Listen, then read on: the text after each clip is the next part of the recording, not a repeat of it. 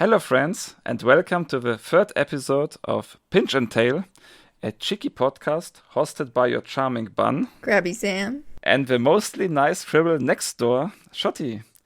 Together, we founded Cheeky Notes Entertainment, a video game development team based in Canada.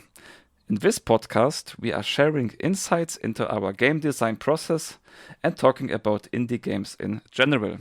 And in today's episode, we're going to cover last year's release of Moonshell Island's Patreon demo, including the response that we got from our patrons, the roadblocks that we experienced, and the breakthroughs and future goals that we have. We'll also talk about our outlook and plans for 2021, especially as we work towards our public demo releases. And last but not least, we're going to cover our Q&A session, Top 5 edition. This time we received a lot of top 5 list suggestions from our Patreon supporters, so we picked the ones we were up to, and we will discuss them, as well as a couple other questions we got at the end of the episode. So, without further ado, let's hop into our first section, the Moonshell Island Patreon demo. That's right. So let's start at the beginning of 2020. Moonshell Island was nowhere near playable, and a demo was but a distant dream for the future.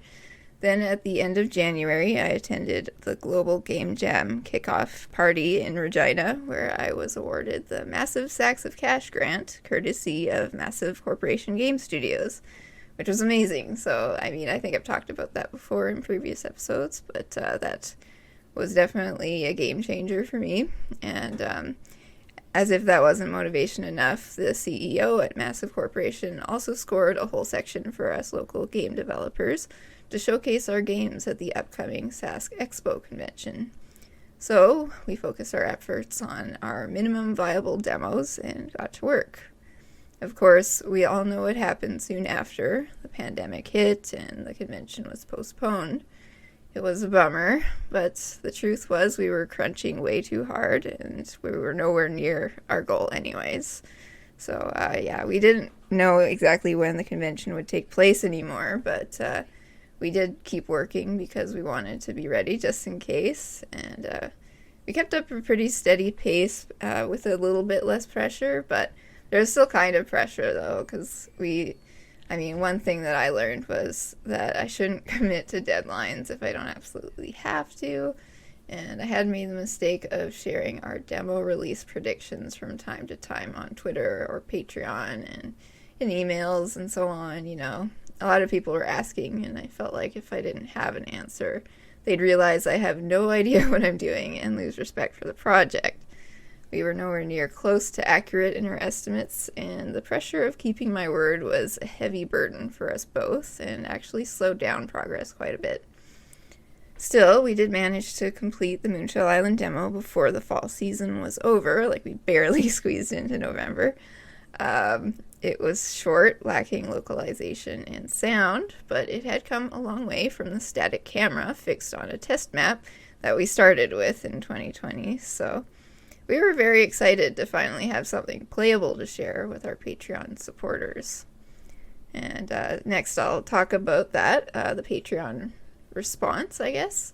When we released the demo in early November, we saw an increase in our patronage growth and received lots of constructive but encouraging feedback. Of course, a few bugs were found and everyone made great suggestions on how it could be improved. But the overall response was quite positive. I'd say the most prominent issues were that the keyboard controls were not very intuitive, and that the acorns were hard or impossible to collect if they landed on a collision area. So solving those issues will be high on our to-do list, I guess, for the public demo. The response was pretty good overall. We learned some stuff, and it was definitely very useful to do this with our patrons first, so that we can, get a good idea of what it needs before we release it to the public. Anyway, so now let's talk about some roadblocks and breakthroughs involved in this release of the demo. So to talk about roadblocks we faced throughout last year, one of the most significant ones was the process of incorporating Cheeky Notes entertainment. that was mainly something that was in my court. So, yeah, venturing into the unfamiliar world of establishing a business with no knowledge of what, when, and how to do any of it during a time where nothing was business as usual, all while working a day job part-time and building a demo. Yeah, well, my stress level had reached new heights, to say the least. Dealing with all of that kept me from contributing much to Moonshell Island for several months, and the burnout I got from it all is still preventing me from diving back in right away. As for breakthroughs, I owe much thanks to Kai Hutchins at Massive Corporation Game Studios for not only the grant that eliminated my student debt, which was huge, and the opportunities that kickstarted the demo and incorporation, but also for the countless times he answered my questions when nobody else would. I doubt we'd have achieved half as much as we did last year if not for all his support, so thanks, Kai. I definitely recommend our listeners to follow massive_CA on Twitter and check out their recently released game, Brandon's Buttons. Their upcoming Cheese Runner also looks like a lot of fun. Other breakthroughs were finding an awesome composer for Moonshell Island, Anna Eichenauer, also known as Queer German Girl, and participating in Pitch-A-Game events on Twitter, which led to building our first Moonshell Island trailer, complete with voiceover by the talented Gabriel Castro. He did a really great job. It's a great way to introduce our growing audience to Moonshell Island, so I'm happy to finally have a trailer of sorts. So yeah, I mean, I guess that would be kind of the main breakthroughs and roadblocks that I can recall at least. So now to talk about the public demo, what we have in store for that, or at least what we'd like to do. Of course, we will apply all the feedback we received from our patrons and fix all the bugs that they found and, apply some of their ideas, and hopefully it'll be much better for it. I'd like to add the interior for Crabby's Cabana Club and some new NPCs, maybe a trade mechanic for Hattie's Harvest, and maybe even the beginnings of a cooking mechanic. Depends kind of what sort of is going to be involved for all of that and whether we're on a time crunch or not. I hope we won't be, but, it just kind of depends on circumstances, I guess. Eventually, I'd like to add localization when we are able, though it will likely just be added in later demo updates. We'll see kind of how we feel as we go. So yeah, I guess that would be my whole overview of the Moonshell Island development so far. Let's continue with our next section and get into our outlook on 2021.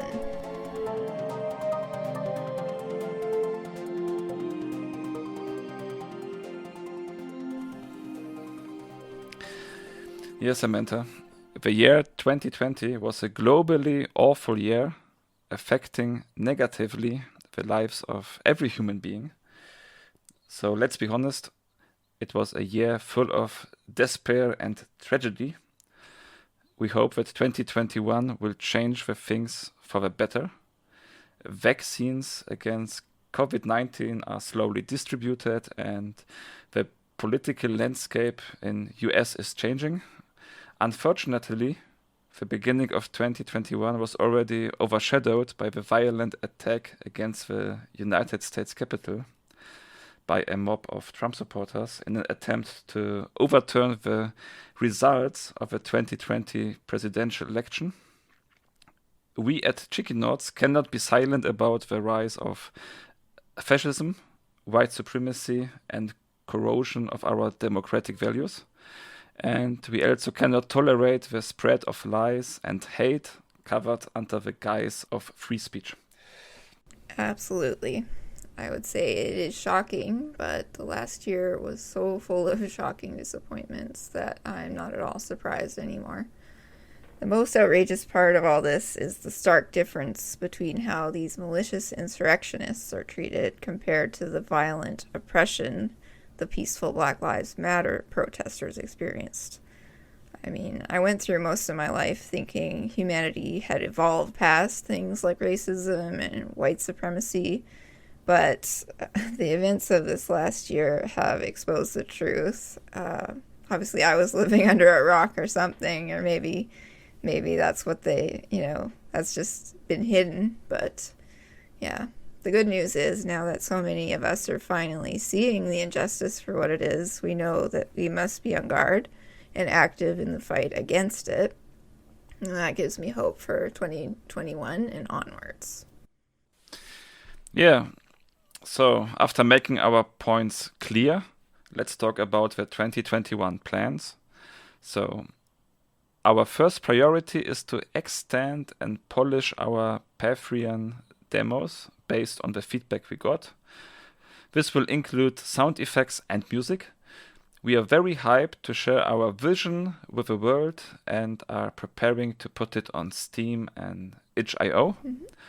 Based on the current situation, we are assuming that this will occupy most of this year, but at the same time, it will give us a solid vertical slice and base for further development. Yep. And once we hit that milestone, we're probably going to be switching to more of a planning stage. While our organic approach of figuring it out as we go has worked for us in a lot of ways, we knew that once we reached the demo milestone, we'd have the experience needed to develop a more structured plan in order to avoid scope creep and get a grasp of what needs to be done to reach the finish line. These next phases will be a challenge for us, I think, and we probably won't be able to share quite as much regular content as we used to for a while, but we know the end result will be worth the wait. Right, Schotti? That's right, Samantha. So let's go to our last section for today, and this section will conclude in selected top 5 lists and some questions from our Patreons. Samantha, are you ready? Let's do this.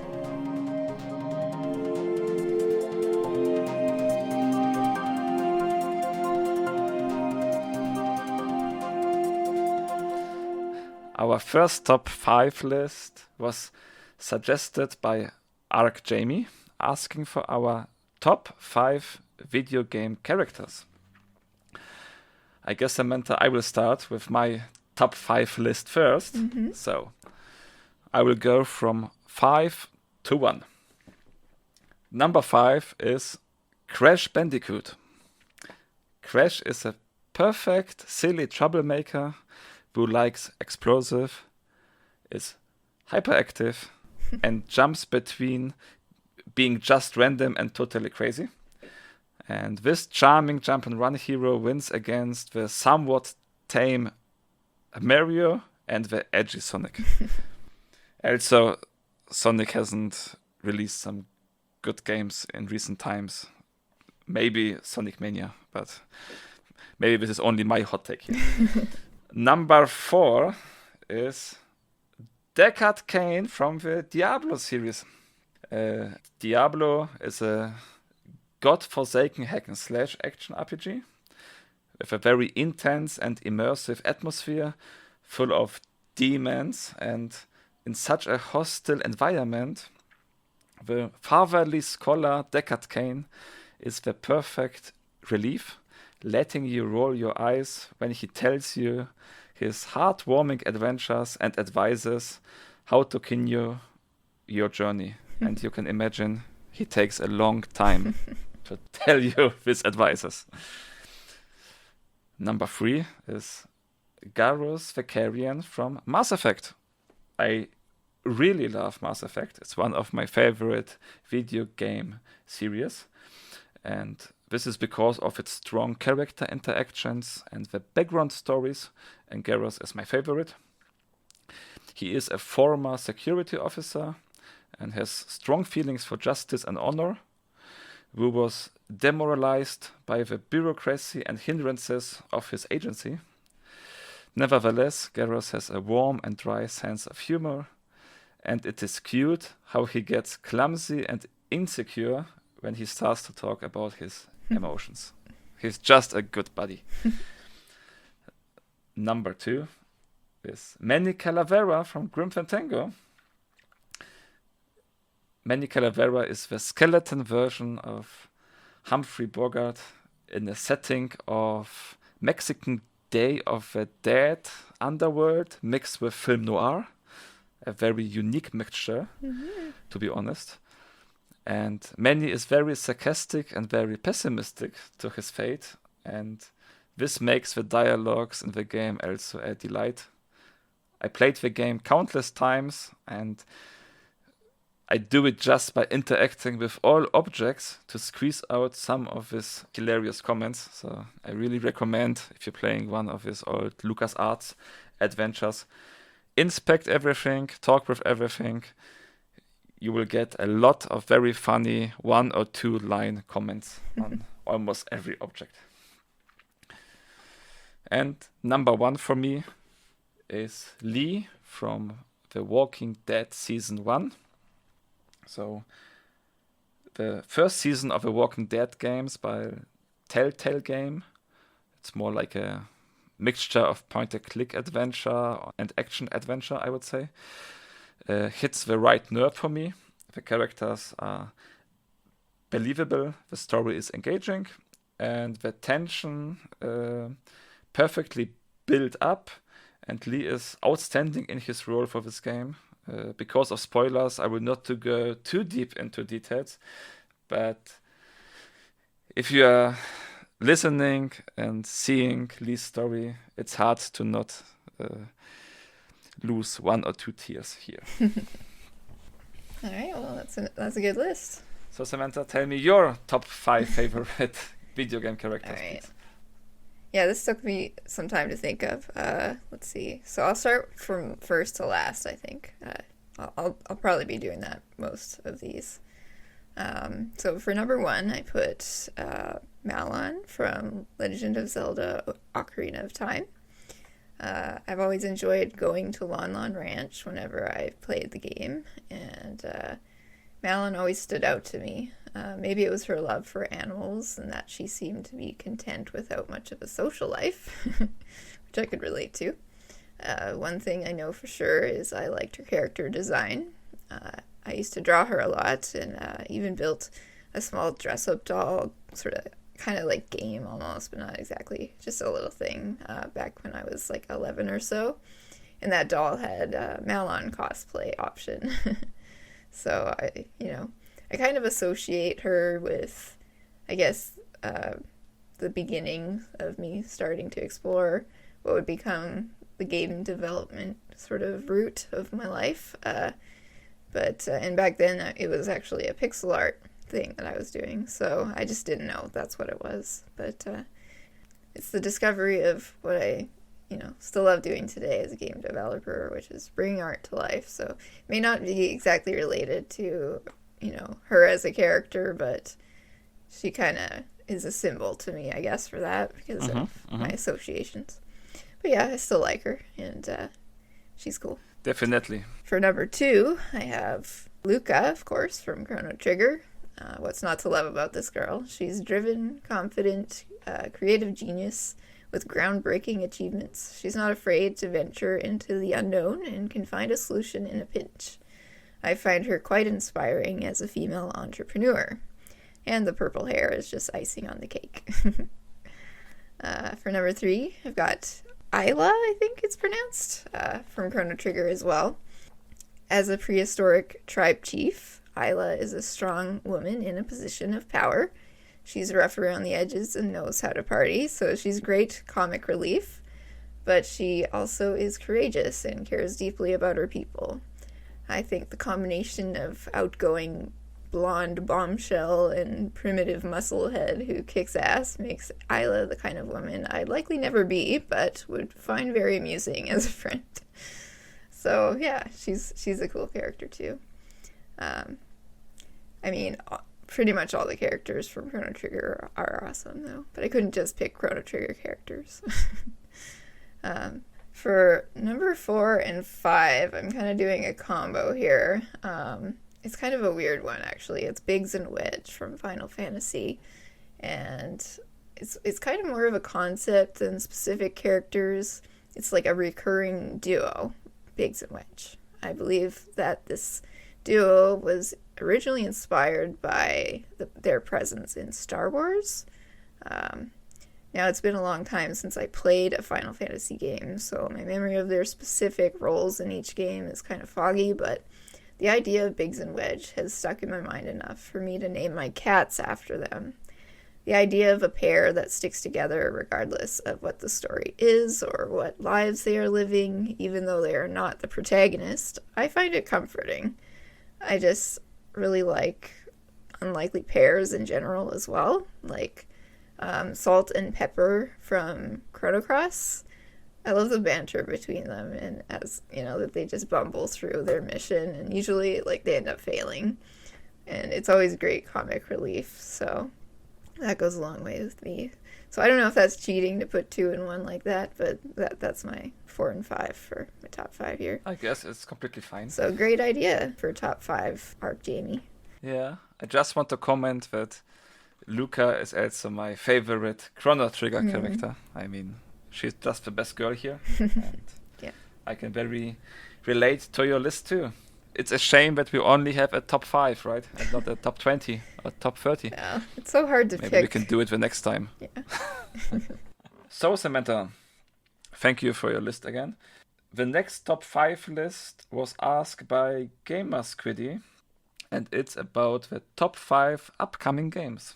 And I am focusing mostly on indie games, since I believe that they need the most exposure and reach. Mm-hmm. So let's go and start here. Again, from number 5 to 1. Number 5 is My Familiar by Excavate Studios.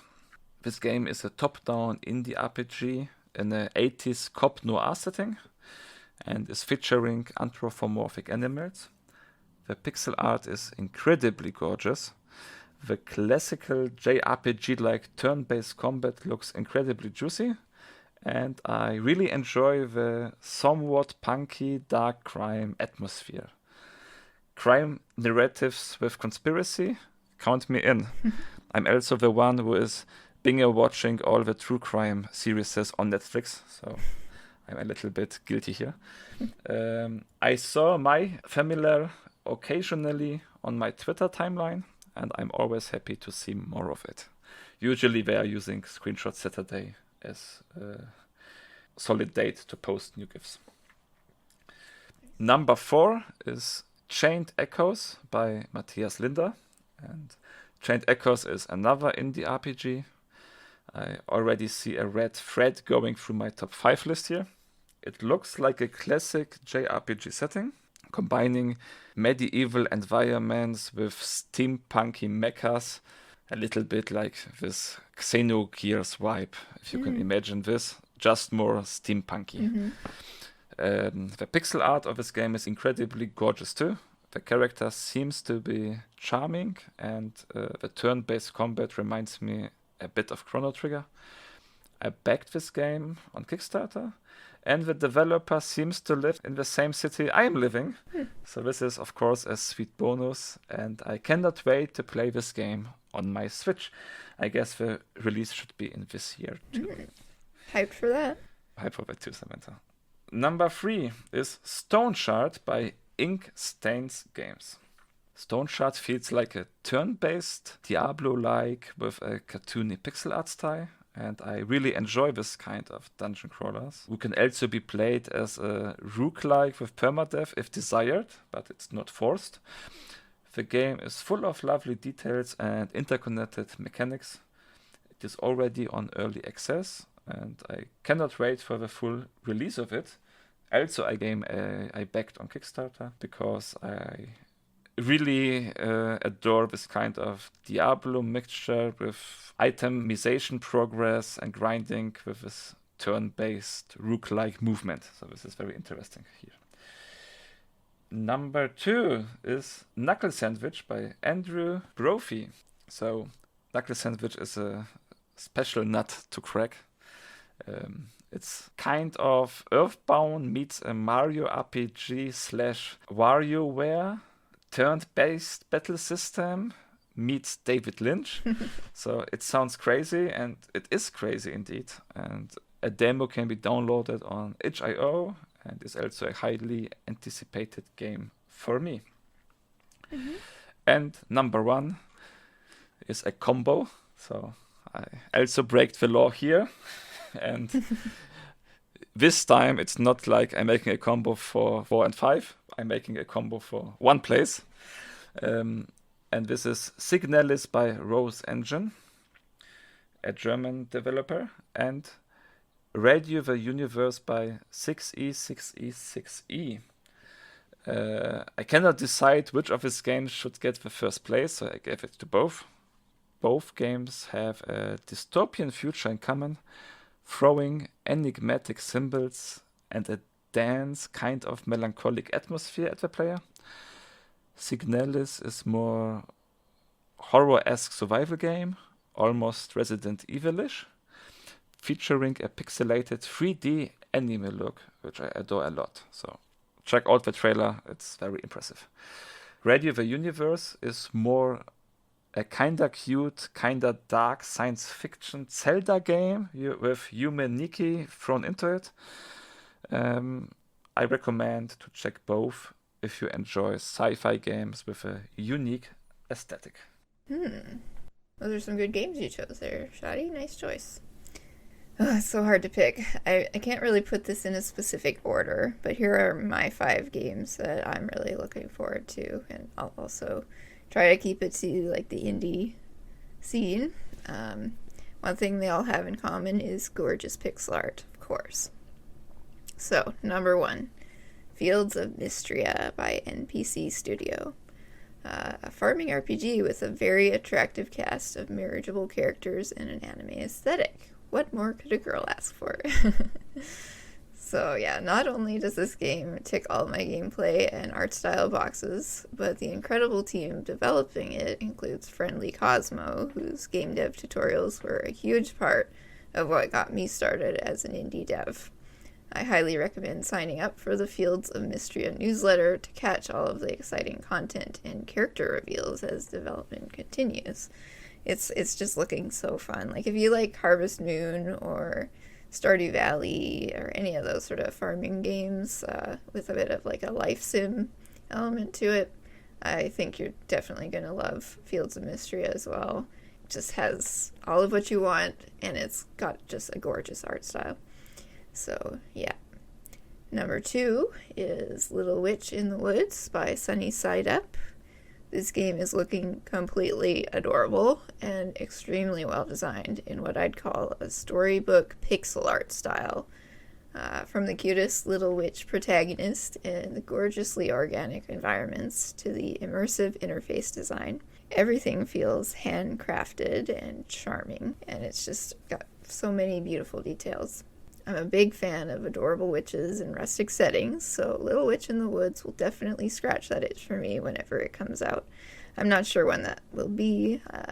Not even sure yet if they have an English translation going yet, but I'm super excited for that, and I'm willing to wait however long it takes.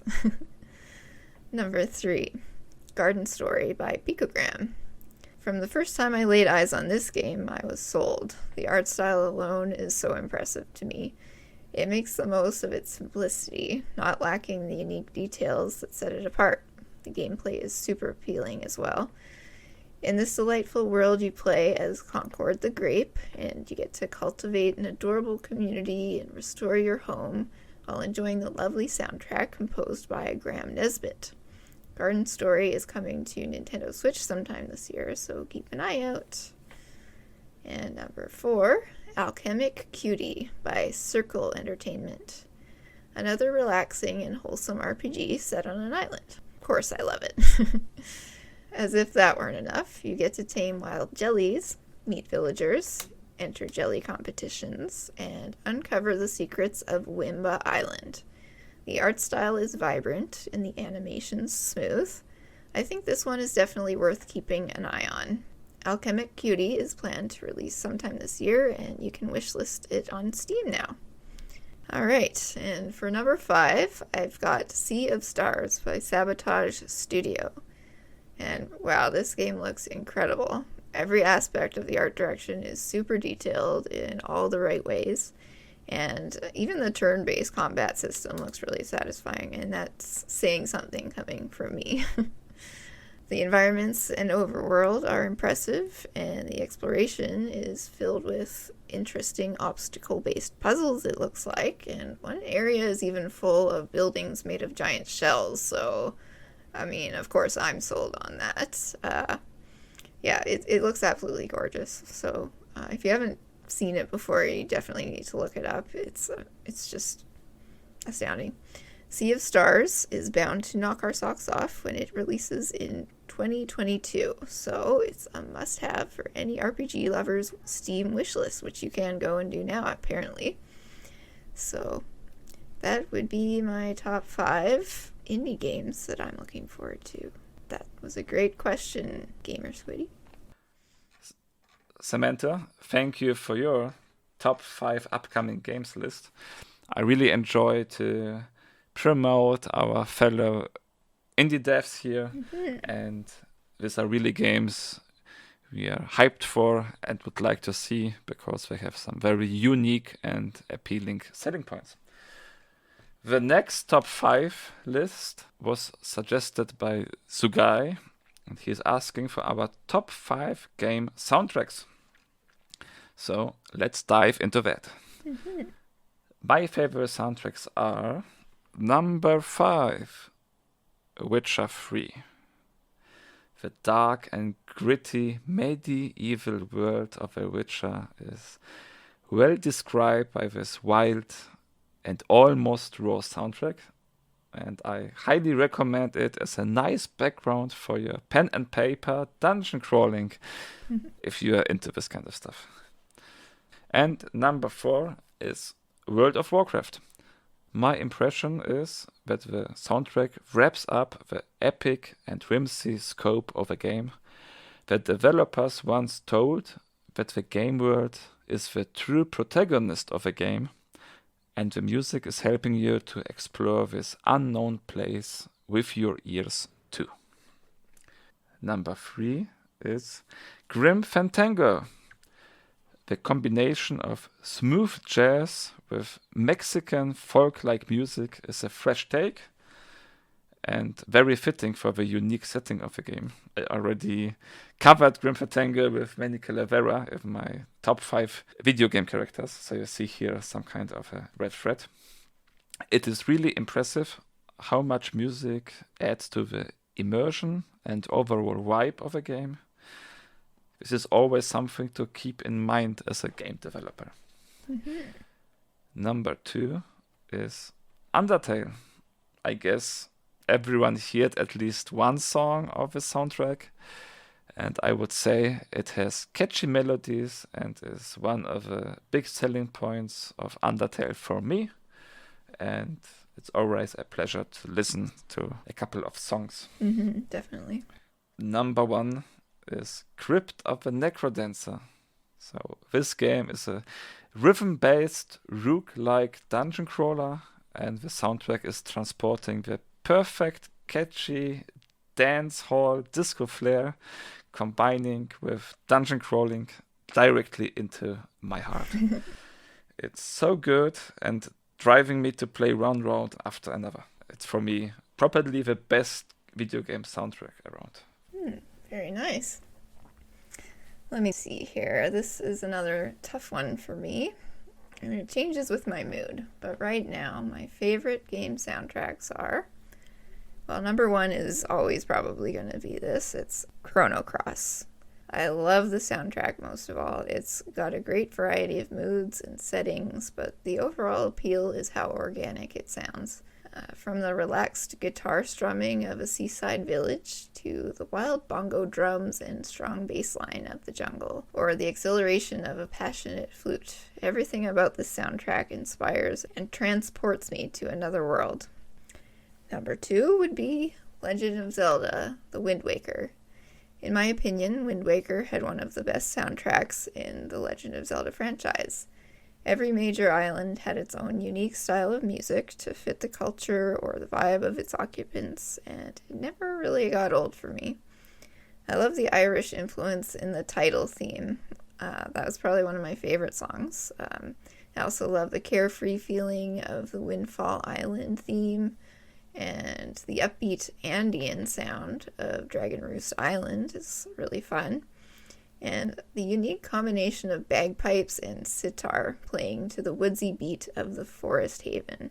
I also really love the Forest Haven. The variety of this soundtrack is anything but boring and allows me to set sail for new worlds in my mind. And number 3, Stardew Valley. This soundtrack is often my go-to when I need something comforting to listen to. I remember the first time I played Stardew Valley, the depth of the music is what stood out to me the most. For me, it conveys a slow-paced, low-pressure, warm and safe familiarity that I remember feeling when I was growing up in a small island community. And this is something I've missed a lot since I moved away. So yeah, it has happy moods, sad moods, and much of it plays like a lullaby. So it's definitely one that I like to listen to if I need some sort of soothing music. Yeah, that always hits the spot. And number 4, Crosscode. I love Crosscode. I first played it when it was still in early access on Steam. It inspired me so much that I decided to explore game development myself. So I got so busy, of course, with that I actually hadn't played it until just recently when I started a new game on the Switch version. And I think I'm getting close to the end, I'm not quite sure, but it's just mind-blowing how good it is. The soundtrack is no exception. Just like the game itself, the music combines the natural with the synthetic in the most beautiful and imaginative ways, so well done. And number 5, Legend of Mana. And Legend of Mana wasn't my favorite in the Mana series, but the music and art of the game is breathtaking and full of all the magic and whimsy of a storybook world. And while often having more of a steampunk and kind of sorcery vibe or witchy sort of sound, like, that kind of music, many of the tracks have things in common as well with Chrono Cross, so of course I love it. Alright, so that was a great question, Zugai. Now, next up, we've got Clay asking for our top 5 date night dinners. Samantha, this time I will start with my top 1, since I'm too excited about food to wait to share my favorite date night dinner. And number 1 is raclette. I hope it is pronounced in English the same way. If not, I don't care. Raclette is a dish I usually have for very special occasions, like New Year's Eve or something to celebrate. Maybe some listeners are not familiar to this European dish, so I want to describe it shortly. You have an electric tabletop grill with small pans used to melt slices of raclette cheese. This grill is in the middle, and around are platters with the mentioned slices of cheese, but also other raw vegetables or meat pieces. You mix your favorite combinations in the pan or directly on the grill. Since this is somehow like live cooking, it is emphasizing the social aspect of eating and drinking together in a process of several hours, so you really need time for that. And since everything is better with melted cheese over it, you can do nothing wrong with it.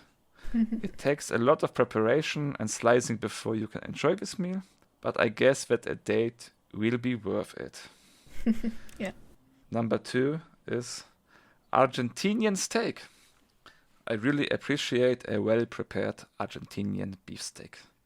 Since the restaurants offering this kind of dish are usually very expensive, I am inviting my date only at anniversaries to such a meal, making it even more special than it is already.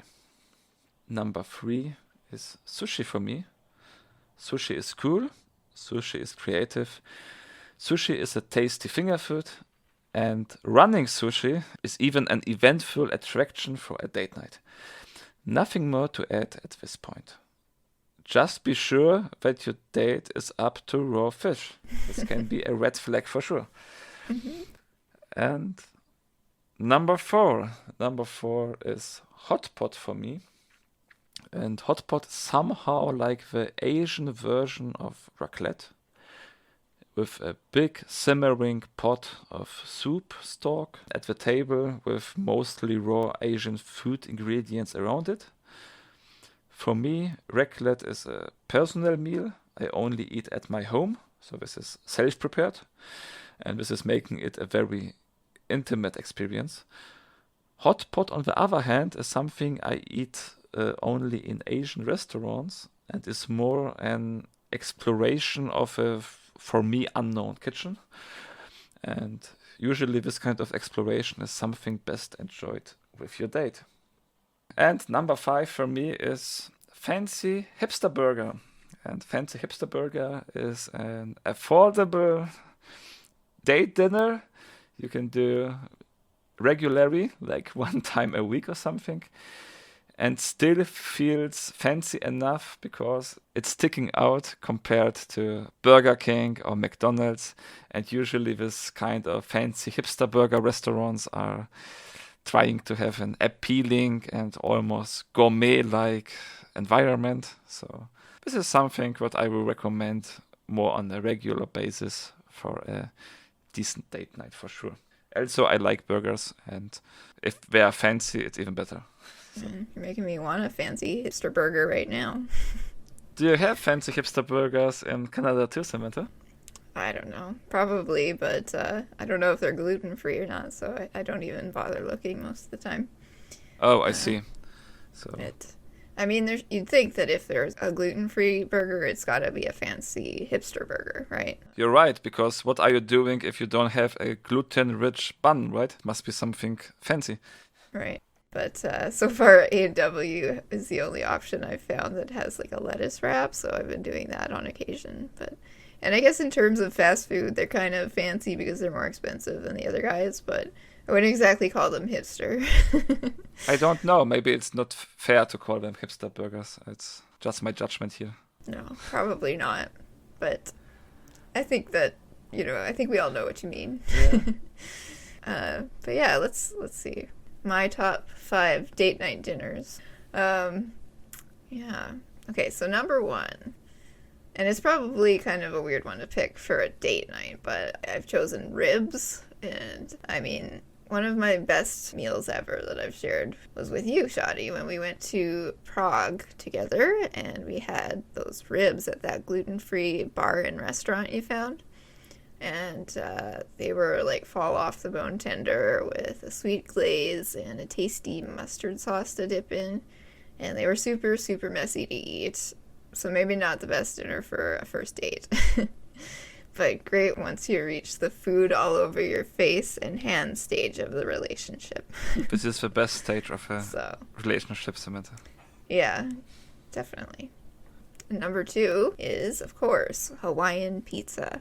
We get pretty great pizzas where I live, and I love lots of pineapple in a thick layer of toppings and cheese over plenty of tomato sauce, even if I have to go with a gluten-free crust, which generally they're pretty thin and kind of cracker-like in texture. They're not the best part of the pizza by any means. But they do the job of carrying all those excellent toppings. So definitely love Regina pizza because you do get a lot of toppings.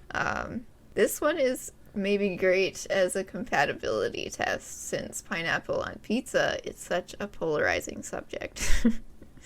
So, if you're looking to see, test the waters, see if they're cool with Hawaiian pizza or not, that's a good date night dinner. I will not comment on that, Samantha. Yeah, you better not. I like pineapple. Okay, well then you're good. So number 3 is borscht. A warm beet soup with sour cream always hits the spot, especially on a cold winter date night. Though it might stain your teeth red, this light but satisfying dish is sure to keep everyone happy, as long as they don't hate beets or having not a white smile. It's the best from Eastern European kitchen you can get for sure. Mm-hmm. All right, and number 4 is vindaloo. I really enjoy Indian food, and if I were to go to my favorite pricey restaurant in town, I'd always get their vindaloo on rice. And it's spicy and a little bit sweet and comes with a yogurt sauce to counter the heat. And I don't know if it's the best place in town to get Vindaloo, but, I always end up getting it there. It's just like a fancy place to go, I guess. So, but I always end up getting the same thing. Anyway, I highly recommend Vindaloo if you have that available on your menu somewhere. And number 5 is Vietnamese stir-fried curry chicken. And I hope this is available in most Vietnamese restaurants, but I know it's available in the one down the street from me. And they offer many varieties of curry and other dishes, but my favorite is the stir-fried curry chicken. And I think it's kind of a green curry base, and it's got some veggies and some chicken, and it's spicy and sweet, and it goes great on the rice that they give you. And I like to add a bit of the fish sauce that comes with their delicious fried spring rolls. Unfortunately, the spring rolls are not gluten-free, so I can't actually eat those. But when I was not aware of my gluten sensitivity, I used to eat them, and they were delicious. So they would be my favorite if they were an option for me. All right. I think that's it for our top 5 date night dinners. So, Samantha, we better move on to the next top 5 quickly because I'm getting hungry. Mm-hmm. And Kai is asking for our top 5 habits to annoy owners if you were a cat. And this is something I will pass to Sam since she is the cat lady here. Mm-hmm. Samantha, it's your stage. Yes. This one is actually pretty easy because I experience this pretty much on a daily basis. The top 5 habits I would use to annoy my owner if I were a cat. Thanks to Biggs and Wedge, I know exactly how this plays out. Number 1, making sure to leave my hairballs where my owner is sure to see them, like on her bed. Which leads me to my next favorite, number 2. Attacking the bedding while my owner tries to stuff her duvet back in its freshly washed cover. It's more fun if I use my claws, so I keep them nice and sharp. And I do that by number 3, sharpening my said claws on my owner's office chair. It gives me great satisfaction to get her attention this way, and to play with the chair stuffing while my owner's decreased comfort level is sure to drive her to stop this futile work thing and then give me the attention I deserve. That's another favorite of mine. And number 4, since my owner gets pretty boring when she sleeps, I like to save all my energy for the nighttime so I can crash around the house and practice my yodeling with the other cats. And once I'm done, I'll go to sleep on my owner's bed so I can wake her up bright and early. And then number 5, my favorite way to start any day is to knock things off my owner's nightstand, especially the large bottle of melatonin that she keeps for sleep support. If that doesn't wake her up, I just return to the step 1 hairball trick. That'll teach her who owns who. And that's my top 5 ways to annoy my owner as a cat. Simple. What's next? Faulty Functions asked us for our top 5 best top 5 lists. And I have only one best top 5 list, and this is the top 5 Final Fantasies. Because I like to see the world burn in controversy.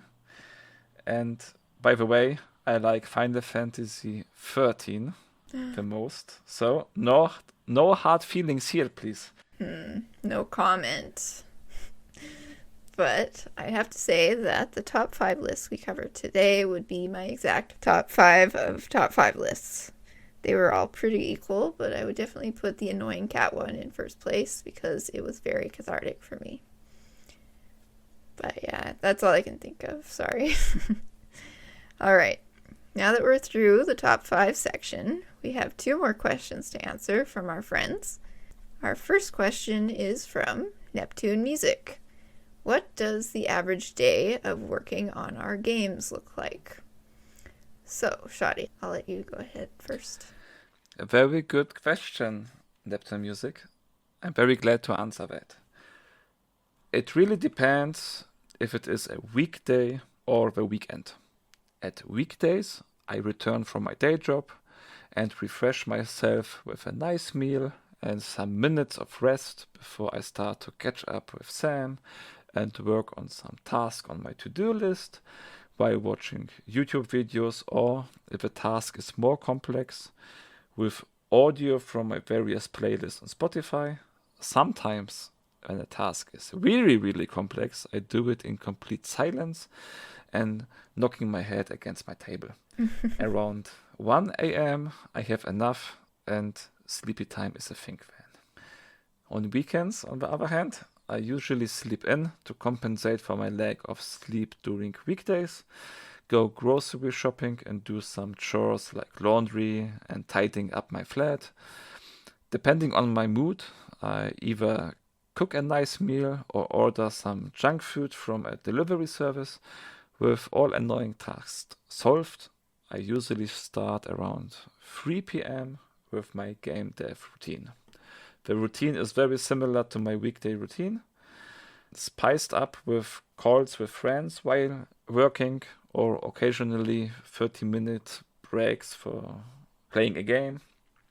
I tend to hyper-focus in my game dev routine, so it is not unusual that I'm wondering from time to time how 5 a.m. is reached and my sleep schedule is screwed again. This is always a bummer for sure. For sure. My turn, I guess. On an average day dedicated to working on our games, and once I've been rudely awakened and fed my cats, I like to start the morning with an episode of a show I've saved to watch during my easy 20-minute workout. I follow that with 10 minutes of meditation, usually with some marimba music or nature sounds in the background. And this routine helps me to clear my mind so I can focus on the tasks I've selected for myself that day. Most of the time, these tasks are art-related, but over the last few months, I've actually had a lot more administrative kind of stuff to do, like related to incorporating cheeky knots and stuff, and it's quite a lot to handle, as it turns out, and continuing to maintain Patreon and stuff as well. So yeah, I need to get back into actual game design work one of these days. But when I am, this is how it usually goes. Typically, I start the productive part of my day by taking stock of my priority goals and the next step I need to take, broken down into manageable tasks like a sprite to pixel, or some animation frames to add, a new interface feature to mock up, or a cutscene to write, stuff like that. The number of tasks I do depends on the difficulty and how much trial and error is needed. And I try to stick to tasks that are related enough to require less transition time. I have ADHD, so it's like it takes a long time to transition from like one sort of gear to another if you need to change it up too drastically. Like you kind of tunnel into one subject, and then it's hard. It takes a while to get back out. So usually 4 tasks is the maximum I can handle per day in most cases, and a lot of the time I can't do that many. It's usually 1 or 2. So once I get started, I get pretty hyperfixated and somewhat hard to reach. It's difficult to regain momentum when I get distracted. Sometimes I do this in silence, but if I want music, I'll usually go for one of the game soundtracks I mentioned earlier, or some city pop on YouTube, or my huge playlist of nostalgic hits on Spotify. Schotti knows the one. It's the best one, by the way.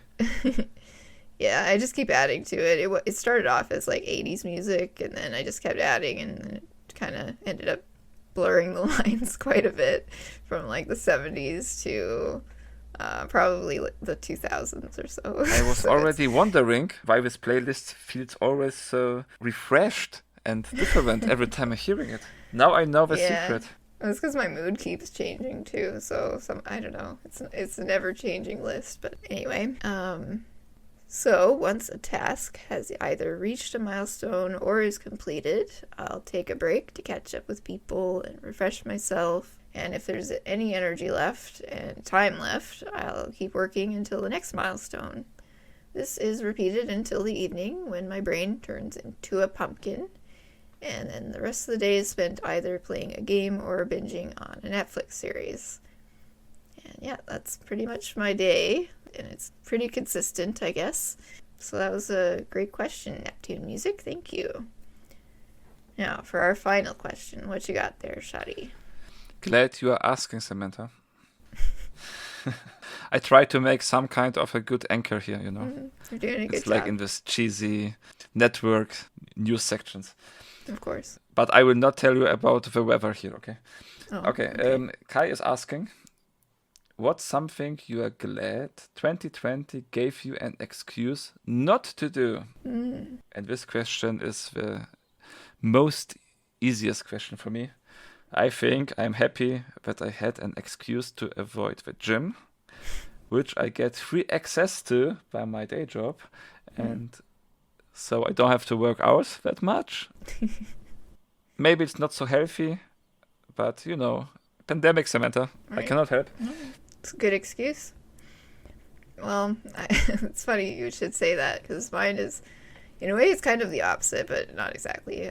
Mine is having an excuse to do my day job from home, which is, you know, I've always kind of wanted to do that anyway. I work better alone, and it works pretty good for me. But ironically, it makes it a lot easier for me to do my workout routine, because my office has an elliptical machine right behind me. So I have no excuses now. But yeah, it's been good, though, because it actually, working out just a little bit on a more regular basis has helped my brain to work better, I think. The times when I do it, anyway. There's still times where I can find an excuse not to do it, but it's nice to actually be able to and not have, you know, time be an issue. But yeah, that was a good question. Thank you, Kai. Yes, Samantha. I guess these were all top 5 lists and additional questions we have here. So it's time to wrap up this whole podcast. Before I'm going to say goodbye, I wanted to make a short shout out about a game from our friends at Umaiki Games. And this is Scaleboy Refractured. So maybe you know already about Scaleboy from the Switch release, which happened last year. And now in January, the PC version in a Director's Cut edition, so to speak, were released on Steam. So check this out. It's called Scaleboy Refractured. Add some new features like a random dungeon and a refractured mode, which is a New Game Plus mode, but a little bit more twisted, not just changing numbers. And yeah, just wanted to recommend here and give it a bit of spotlight. Yeah, definitely. That is so cool. Really well done, guys. All right. Well, I also want to say a big thank you to our patrons for all their support. Last year was pretty crazy, but some good things did happen for sure, and a lot of it is thanks to you guys. Our monthly patronage has pretty much doubled since the beginning of last year, and that kind of thing allows us to keep moving forward with confidence and resources. And it definitely helps as we start a business because, you know, there are expenses for sure. And it helps us cover that. And, you know, it allows us to grow. And so we have you guys to thank for getting us to where we are today. And thank you for sticking with us for so long. And thank you if you just joined us as well. It really means a lot. And yeah, so, you know what, the best thing about all of this is that we have this growing community of awesome friends to stay in touch with. And they kind of help, I don't know about you, but they help me stay sane and inspired and motivated. And, you know, it's a challenging path that we've chosen. I'm sure a lot of you listening can relate, but it really, really does make a huge difference. So thank you guys. You're the best. Also, thank you from my side to listening to this podcast. This was maybe not the best one, but it was a joy to do it again. I hope you enjoyed it too. And we are very eager to hear your feedback and also what kind of topics you expect for future episodes or just about topics you want us to talk about. And we can look into that and have material for the next podcast for sure. And that's a wrap on our Pinch and Tail episode 3. Thank you for listening.